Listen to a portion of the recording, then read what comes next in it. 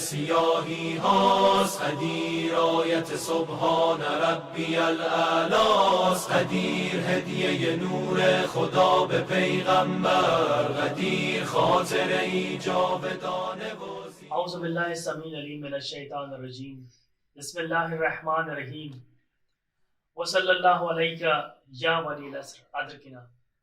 محترم ناظرین، السلام علیکم ورحمۃ اللہ. غدیر پیمان الہی سیریز کے دوسرے ایپیسوڈ میں آپ سب کا خیر مقدم ہے، اور ساتھ ہی ساتھ یہ بھی آپ کو بتاتا چلوں کہ واقعاً بڑی خوشی کی بات ہے کہ پہلے ایپیسوڈ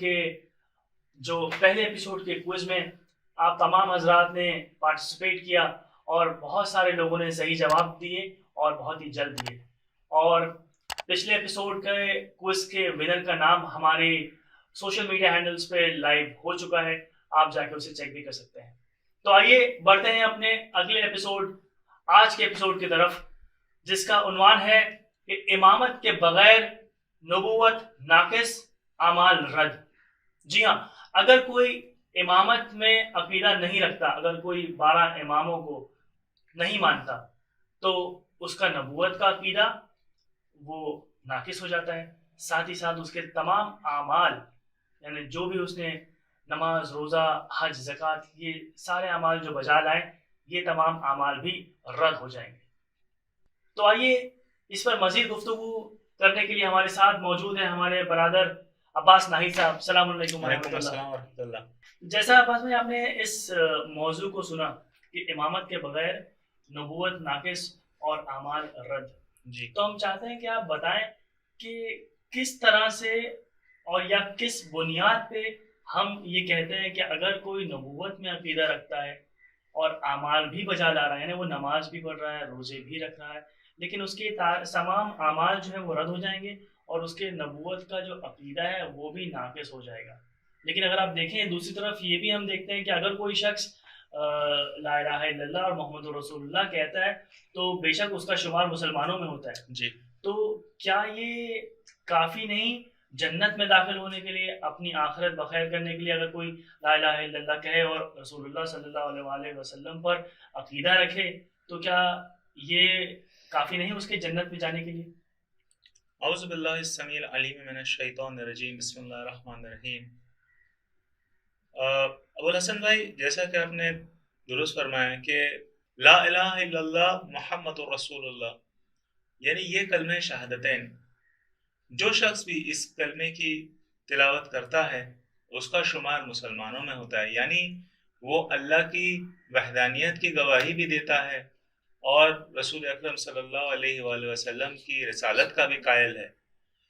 اس شخص کا شمار مسلمانوں میں کیا جائے گا.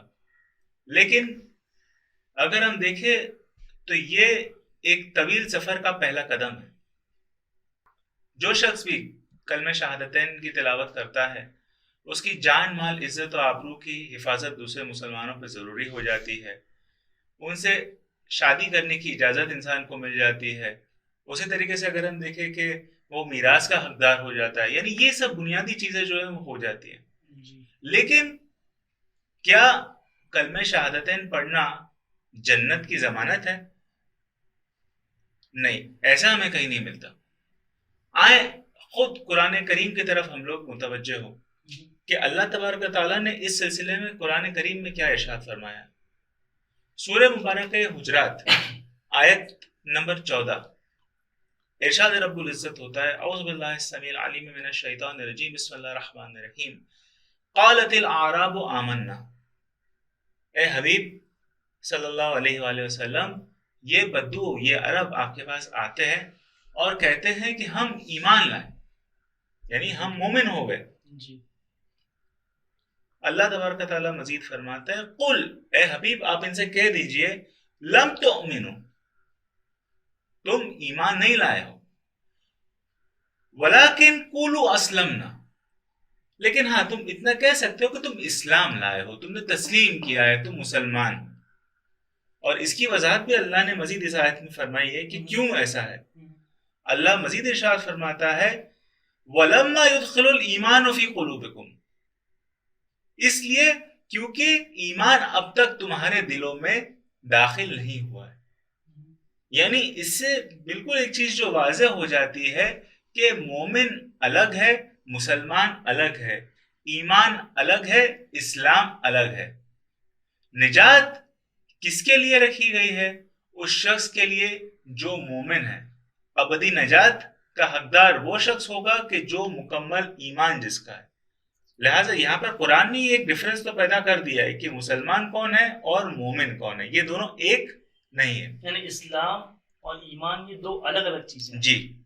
تو کیا بتا سکتے ہیں کہ کیا ڈفرنس ہے، کیا فرق ہے اسلام میں اور ایمان میں؟ بے شک جو بنیادی فرق اسلام اور ایمان میں ہے وہ ہے ولایت و امامت امیر المؤمنین علی ابن ابی طالب علیہ الصلوۃ والسلام اور ائمہ طاہرین علیہ الصلوۃ والسلام.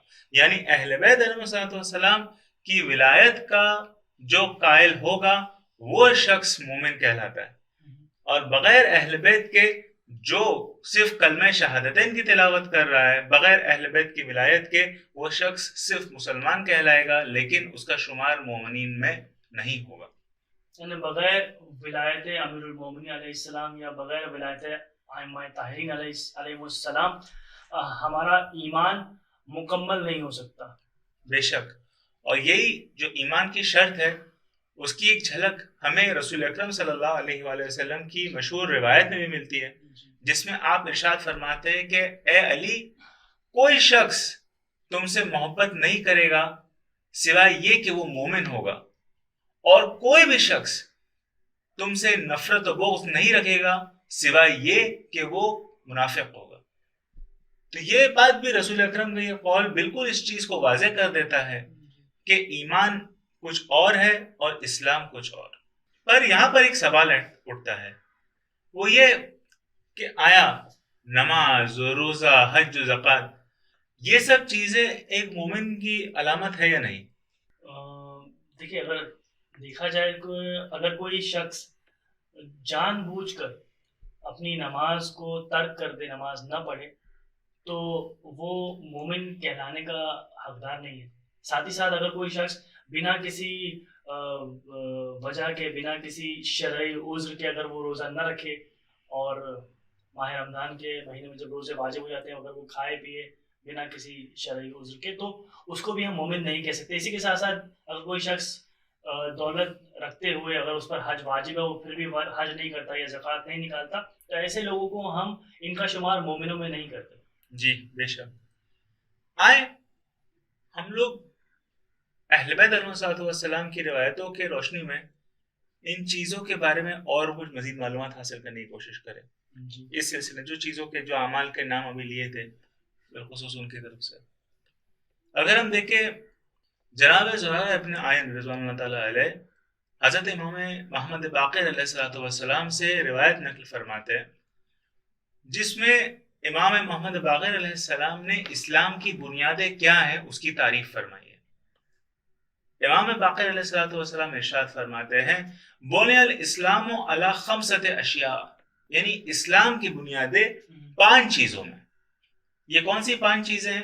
امام علیہ الصلوۃ والسلام ارشاد فرماتے ہیں علی الصلاۃ والزکاۃ والحج والصوم وعلی الولایہ.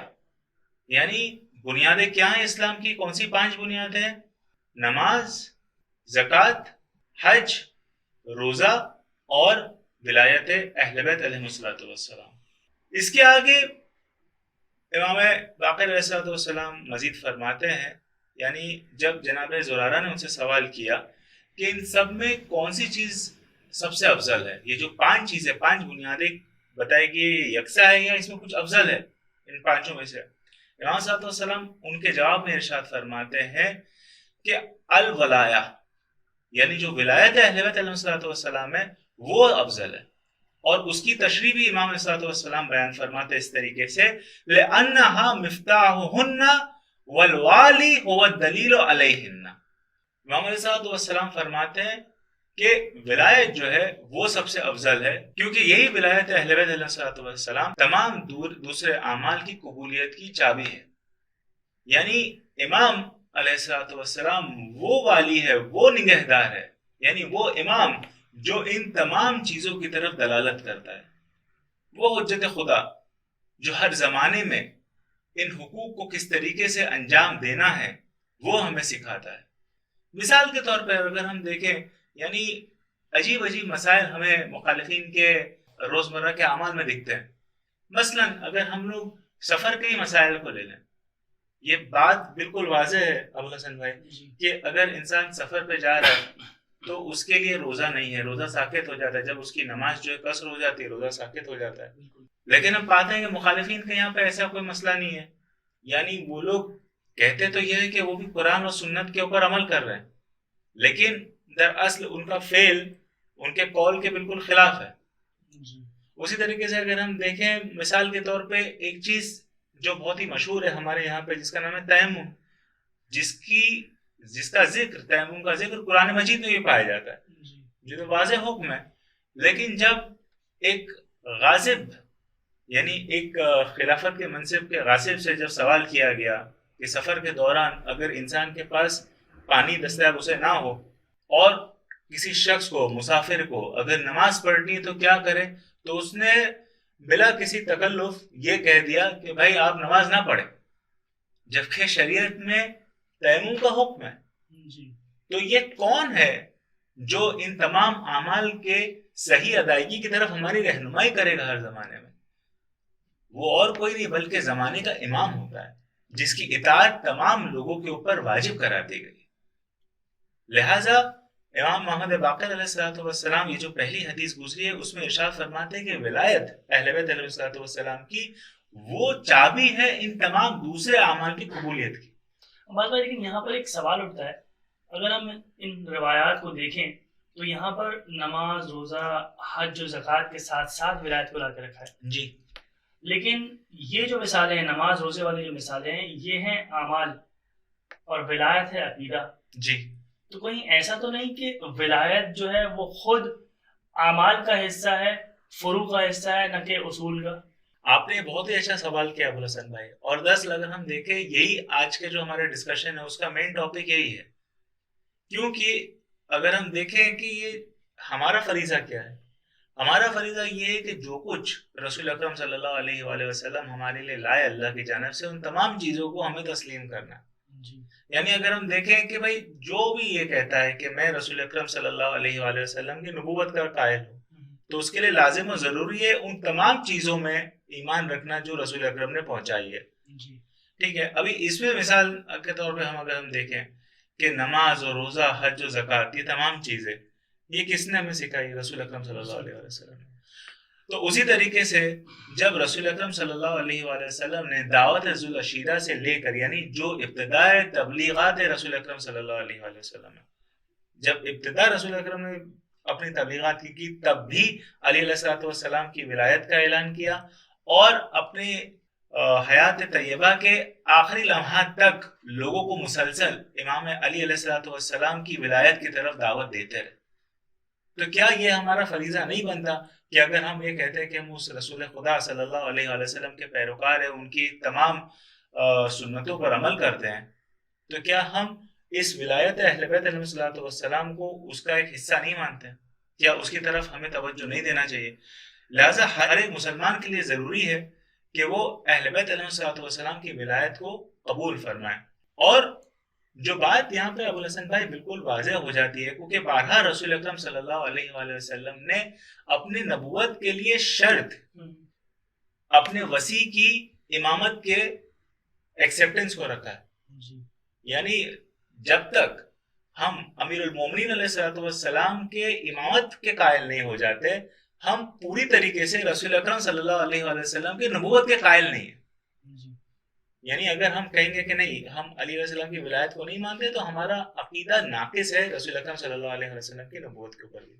اور اس سلسلے میں متعدد روایات موجود ہیں، بہت سارے واقعات روایات میں ملتے ہیں.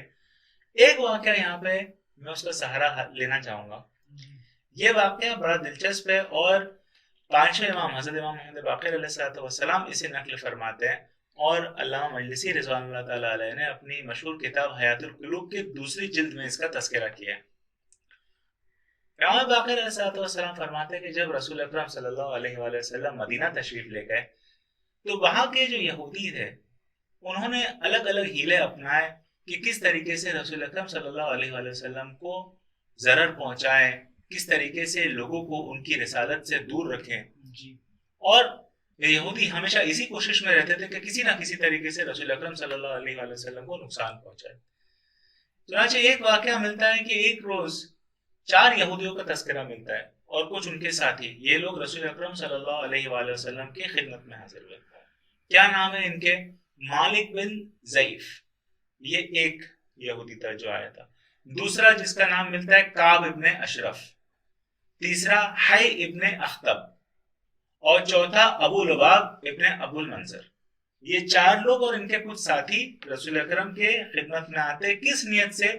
صرف اس نیت سے کہ رسول اکرم کی رسالت کو ہم لوگ جھٹلائیں گے، اور معاذ اللہ جی، کہ اس نیت سے یہ حاضر ہوئے۔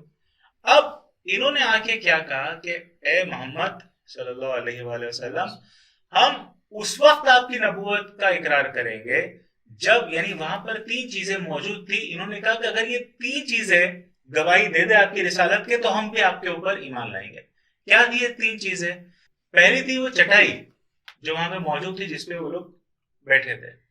دوسری چیز، ابو لبابہ کے پاس موجود وہ چابک تھا، اس نے کہا کہ اگر یہ چابک آپ کی رسالت کی گواہی دے دے گا تو میں آپ پہ ایمان لاؤں گا۔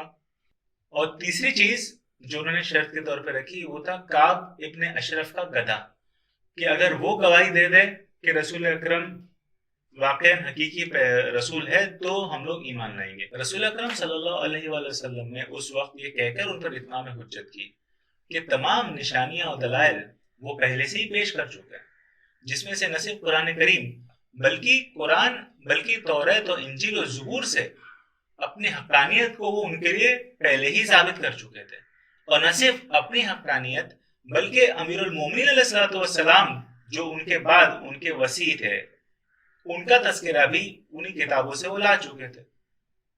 تو جب رسول اکرم صلی اللہ علیہ وآلہ وسلم نے یہ کہہ کر اتمام حجت کر لی، اس وقت اللہ تبارک و تعالیٰ نے ان تینوں چیزوں کو قوت گویائی عطا فرمائی، اور ان تینوں چیزوں نے، یعنی اس چٹائی نے اور اس چابک نے اور گدھے نے، تینوں نے باری باری سب سے پہلے تو اللہ تبارک و تعالیٰ کے وحدانیت کی گواہی دی، اس کے بعد رسول اکرم صلی اللہ علیہ وآلہ وسلم کی رسالت کی گواہی دی، اور نہ صرف یہ بلکہ اسی کے ساتھ ساتھ امیر المومنین علی ابن ابی طالب علیہ السلام کی امامت کی بھی گواہی دی۔ یعنی واقعاً ہر مومن کے روح تازہ کرنے کے لیے یہ جملے جو ان تینوں چیزوں نے جب انہیں قوت گویائی عطا کی گئی جو انہوں نے عطا فرمائے، اگر ہم اس کی طرف توجہ کریں، سب سے پہلے تو وہ چٹائی جب توحید اور رسالت کی گواہی دے چکی تھی، اس نے ارشاد فرمایا کہ میں یہ گواہی دیتی ہوں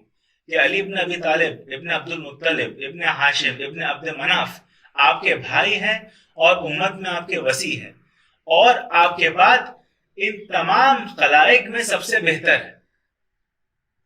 اس کے بعد وہ مزید کہتی ہے کہ میں یہ بھی گواہی دیتی ہوں کہ جو ان سے دوستی کرے اس نے آپ سے دوستی کی، اور جو ان سے دشمنی کرے اس نے آپ سے دشمنی کی ہے، اور جس نے آپ کی اطاعت کی ہے اس نے دراصل اللہ کی اطاعت کی ہے اور اللہ کی رضا حاصل کی ہے، اور اسی کے ساتھ ساتھ جس نے آپ کی مخالفت کی اس نے اللہ کی مخالفت کی اور ابدی عذاب کا مستحق بن گیا۔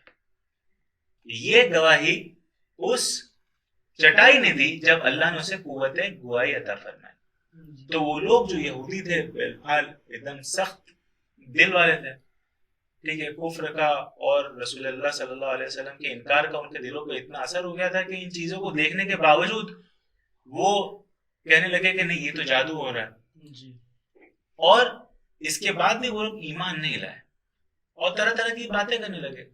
تب اس چٹائی کو پھر اللہ کا حکم ہوا، اور اس نے مزید یہ چیز کہی کہ اللہ نے مجھے یہ قوت دی کہ میں رسول اللہ کے بھائی علی کی ولایت کی امامت کی گواہی دوں، اور وہ ان کے وصی بھی ہے، ان کے وزیر بھی ہے، اور انہی کے نور سے پیدا ہوئے، اور وہ ان کے خلیل ہیں، ان کے قرضوں کو عطا کرنے والے ہیں، ان کے وعدوں کو پورا کرنے والے ہیں، ان کے دوستوں کے مددگار اور ان کے دشمنوں کو اکھاڑ پھینکنے والے ہیں۔ یعنی علی علیہ الصلوۃ والسلام کے ان اوصاف کا تذکرہ وہ چٹائی کر رہی ہے جسے اللہ تبارک تعالیٰ نے قوت گویائی عطا کی ہے۔ یعنی علی علیہ السلام کی ولایت کی وہ چٹائی بھی قائل تھی۔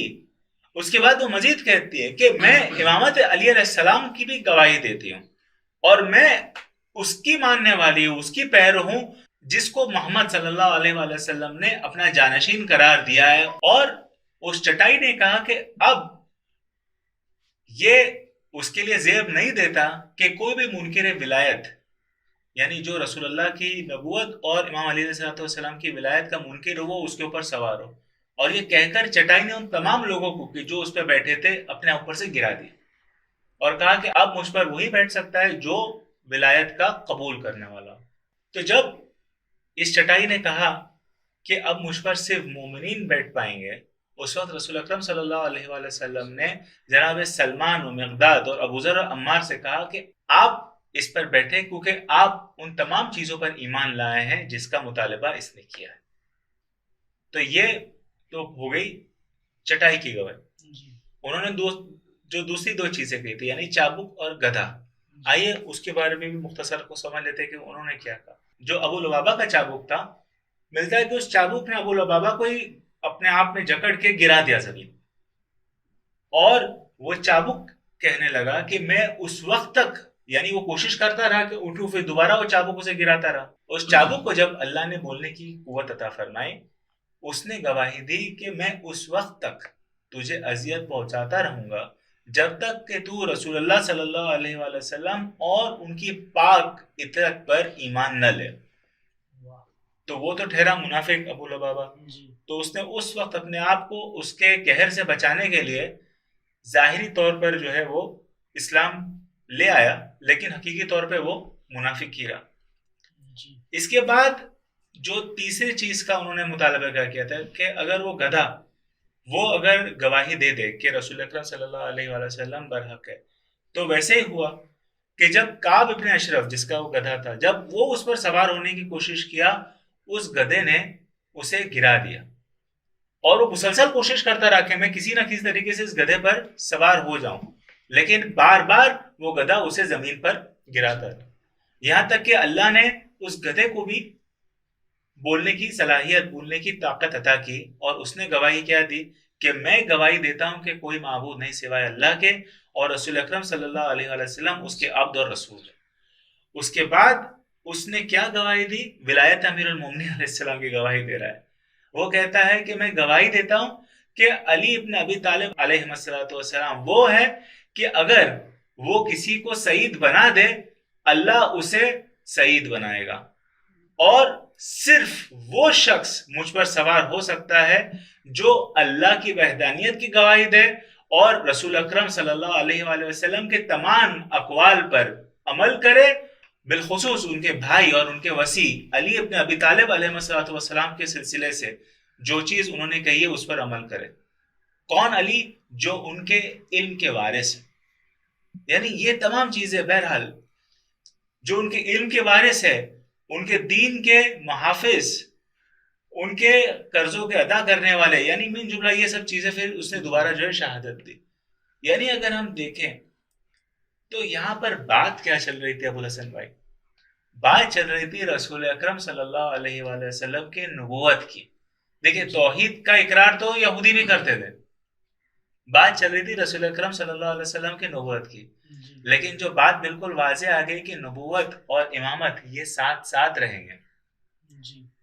رسول اللہ، اور جب رسول اللہ نے بھی اتمام حجت کی، علی علیہ السلام کی ولایت کا تذکرہ کیا، جب اللہ نے بھی ان تینوں چیزوں کو بولنے کی طاقت عطا کی، انہوں نے بھی علی علیہ السلام کی ولایت کا ساتھ ہی ساتھ میں تذکرہ کیا۔ یعنی توحید اور نبوت کے عقیدے کے ساتھ ساتھ ولایت اہل بیت علیہ السلام، ولایت امام علیہ السلام، یہ بہت زیادہ ضروری ہے۔ اس کے بنا یہ دونوں عقیدے وہ ناقص ہو جاتے ہیں۔ بے شک، اور اسی سے ملتی جلتی مثال اگر ہم دیکھیں ابو حسن بھائی، قرآن کریم میں بھی ہمیں فرعون کے جو جادوگر تھے، جو دربار میں اس کے جادوگر تھے، ان کے واقعے میں ملتی ہے. وہ لوگ کون تھے؟ جو فرعون کو خدا مانتے تھے. جب جناب موسیٰ اور جناب ہارون علیہ السلام جب دربار میں گئے فرعون کے، تو یہ لوگ کیا کہہ رہے تھے؟ ہم فرعون کی قسم کھا رہے تھے کہ تیری عزت کی قسم. یعنی یہ لوگ شرک کی تاریکیوں میں تھے. لیکن جب ان کے اوپر جناب موسیٰ علیہ السلام نے اتمام حجت کی اور معجزات دکھائے انہوں نے کیا کہا؟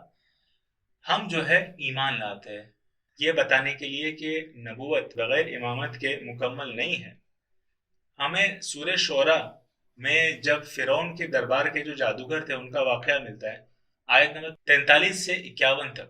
اگر ہم ان آیتوں کی طرف رجوع کریں، ہم دیکھتے ہیں کہ کس طریقے سے جو فرعون کے دربار کے جادوگر تھے وہ فرعون کو اپنا خدا مانتے تھے، یعنی شرک کی تاریکیوں میں مبتلا تھے. وہ کیا کہتے ہیں آیت نمبر 44 میں؟ وہ کہتے ہیں وَقَالُوا بِعِزَّةِ فِرْعَوْنَ إِنَّا لَنَحْنُ الْغَالِبُونَ، اے فرعون تیری طاقت کی قسم، تیری عزت کی قسم، یقیناً ہم کامیاب ہوں گے. جب انہوں نے جناب موسیٰ علیہ السلام کے عصے کے معجزے کو دیکھا کہ کس طریقے سے وہ اژدہے میں تبدیل ہو گیا، اور پورا واقعہ لوگوں کے ذہن عالی میں موجود ہے، تو انہوں نے کیا کہا بالآخر جا کے کہ قالوا آمنا برب العالمین، ہم رب عالمین میں ایمان لے آئے. کون رب عالمین؟ رب موسیٰ و ہارون، موسیٰ اور ہارون کے رب میں ایمان لے آئے. ابو الحسن بھائی یہاں پر بھی سوال کیا جا سکتا ہے کہ رب موسیٰ اور ہارون الگ ہیں؟ صحیح، رب موسیٰ ہارون الگ نہیں ہے. یہ اس بات کی طرف دلالت کر رہا ہے ان کا یہ کہنا کہ ہم موسیٰ اور ہارون کے رب میں ایمان لے آئے کہ نبوت اور امامت ہمیشہ ساتھ ساتھ چلی ہے. کسی بھی نبی کے نبوت کے اوپر ایمان اس وقت تک مکمل نہیں ہوتا جب تک اس کے وسیع کی وصایت پر اسی طریقے سے ایمان نہ لایا جائے. اور بالآخر یہ بات بھی کہتا چلو کہ متعدد روایات اس طرف بھی اشارہ کرتی ہے کہ جو لوگ اس ولایت کے منکر ہوں گے، چاہے وہ جتنے بھی اعمال انجام دے، ان اعمال کا انہیں کوئی بھی فائدہ نہیں پہنچے گا. اور یہ میں اپنی کتابوں کی بات نہیں کر رہا ہوں، ہمارے ہاں تو جیسا ہم نے کہا کہ متعدد روایتیں ہیں. جو امام باقر علیہ السلام کی روایت کی آلریڈی تذکرہ گزر چکا ہے. یہ اہل تسنن کی کتاب سے میں ایک روایت پیش کر کے اپنی بات کو مکمل کرتا چلو.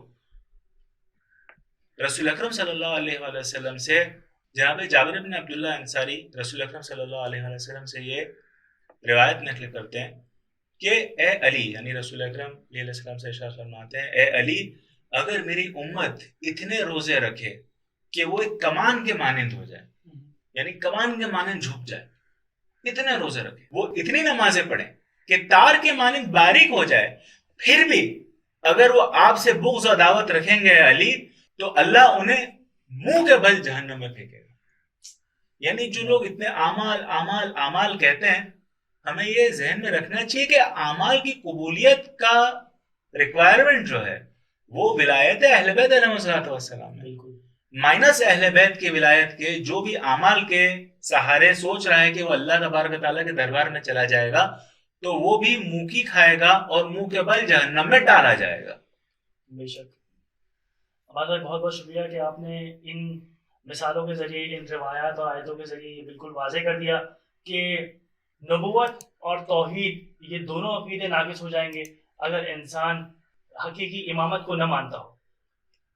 اور ہم نے یہ بھی دیکھا کہ کس طرح سے ایک چٹائی، ایک ہنٹر اور ایک گدھے نے جب گواہی دی، اس سے تو سوال صرف توحید اور نبوت کا کیا گیا تھا، لیکن ساتھ ہی ساتھ جب ان چیزوں نے گواہی دینا شروع کی تو ان سب تمام چیزوں نے ولایت علی علیہ السلام کی بھی گواہی دی، علی علیہ السلام کے امام ہونے کی بھی گواہی دی، ان کے جانشین ہونے کی بھی گواہی دی. یعنی اس سے یہ بالکل ثابت ہو جاتا ہے کہ توحید اور نبوت کا عقیدہ اس وقت تک مکمل ہوگا ہی نہیں جب تک امامت کو نہ مانا جائے. جب چٹائی خود اپنے اوپر بیٹھنے نہیں دے گی ایسے کو جو کہ علی علیہ السلام کی امامت اور ان کی ولایت کا قائل نہیں، تو ہم یہ کیسے گمان کر سکتے ہیں کہ جنت ایسے شخص کو داخل ہونے دے گی اپنے اندر کہ جو علی علیہ السلام کی ولایت کو نہیں رکھتا. اور آخر میں یہ بھی ثابت ہو جاتا ہے کہ انسان چاہے جتنے اعمال کر لے، جتنی نمازیں پڑھ لے، جتنے روزے رکھ لے،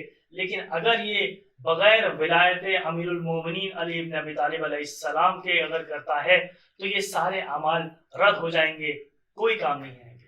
تو آئیے عزیزوں، اسی کے ساتھ اس ایپیسوڈ کو یہیں ختم کریں. ایپیسوڈ تو یہیں ختم ہوگا، لیکن آپ کا کام اب سے یہیں سے شروع ہونے جا رہا ہے. یعنی کہ آپ کو اسی وقت اس لنک پر کلک کرنا ہے اور آج کے کوئز کے تمام سوالوں کے صحیح جواب دینا ہے.